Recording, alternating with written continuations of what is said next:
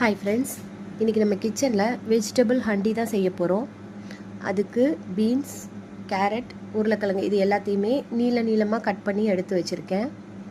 நீங்கள் broccoli, cauliflower கூட சேர்த்துக்கலாம்.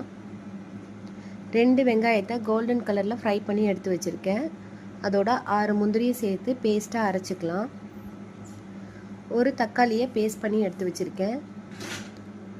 கொஞ்சமாக ஃப்ரெஷ் பட்டாணி, கட் பண்ண கேப்சிகம். இப்போது கிரேவி செய்கிறதுக்கு ஒரு பேனில் 2 டேபிள் ஸ்பூன் அளவுக்கு ஆயில் சேர்த்துக்கிறேன். கட் பண்ண பீன்ஸை சேர்த்து லைட்டாக சாட்டே பண்ணிக்கலாம். கேரட், உருளைக்கிழங்கு, பச்சை பட்டாணி இது எல்லாத்தையும் சேர்த்து நல்லா வதக்கிக்கலாம்.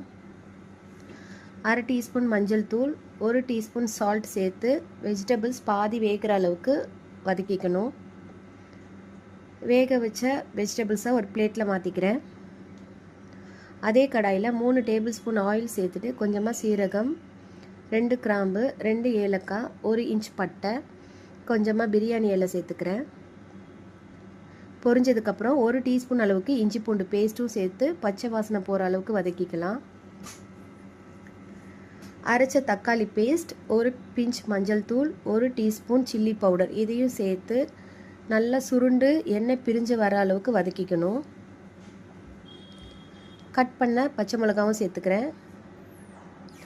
இந்த ஸ்டேஜில் வெங்காயம், முந்திரி, அரைச்ச பேஸ்ட்டையும் சேர்த்து நல்லா சுருளை கிண்டிக்கலாம்.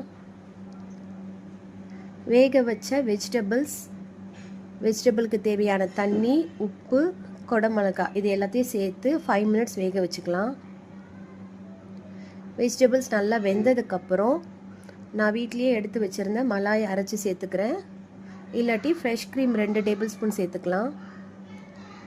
ஃபைனலாக கசூரி மேத்தி, கரம் மசாலா சேர்த்து நம்மளோட வெஜிடபிள் ஹண்டியை சாப்பிட்டு என்ஜாய் பண்ணலாம்.